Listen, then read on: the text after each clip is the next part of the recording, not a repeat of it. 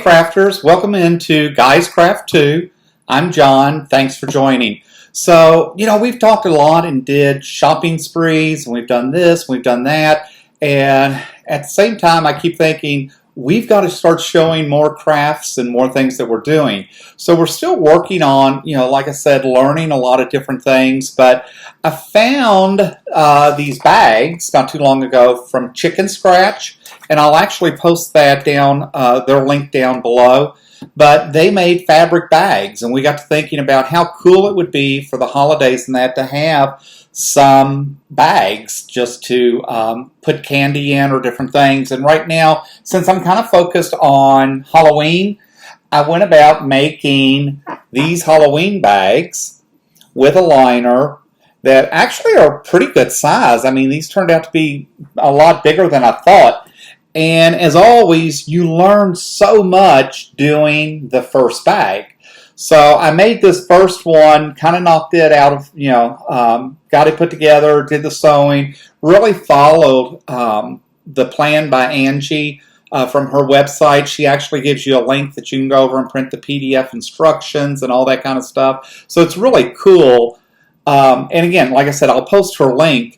But I always have to get through like the first one to really understand and kind of figure out what I'm doing. So that's the first basket I did, and we'll use it, and it works out fine. What was kind of cool is while I was working on the first basket, we had ordered tags to actually start using for our business and that, and being able to tag our products with the quilting guys and with our logo.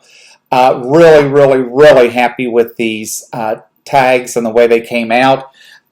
Definitely would like to look at maybe full color ones next time. These are definitely just black and white, but they do show our logo pretty good and has our information on there. So Angie had in her description talked about how you add a tag to the outside of the bag and that. So ended up doing the same bag again and putting the tag on. So now I understand, kind of the thought process around that. But you learn a lot, right? Every time you do one of these, you're going to learn more and things start to become clear. I really liked this pumpkin pattern. It just made sense. It's just something fun that we can sit around like for our Halloween party. We'll load it up with some kind of candy or something for folks. And then when you flip to the other side, so think about your fabrics and what you're using and how they're going to turn out. So really not so thrilled about upside down pumpkins on this side and regular pumpkins on this side, right? And it's just because you flip the fabric when you're stitching. So I understand that better now, so it will help me make choices. The inside, of course, had no problems whatsoever with that. So that turned out to look really well. And at the end of the day, we'll set this to the back of the wall, right? So only people are going to see the front, see our tag, see that kind of cool stuff. And for us, it works. It's just what we want to do.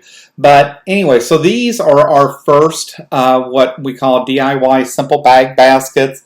Really happy overall with how they turned out. I'm still struggling a little bit with our Bernina machine. I've got that Bernina 790.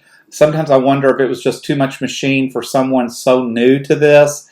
And other times I just wonder if we call her Bertha and I are ever going to get along. I have a lot of issues here in the stitching where I was able to go back and do the top stitch and sew this down and then fold it over.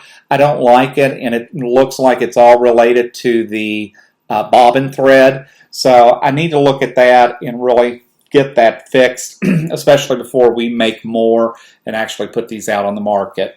But other than posting a shopping spree all the time, wanted you to see that we are doing some crafting.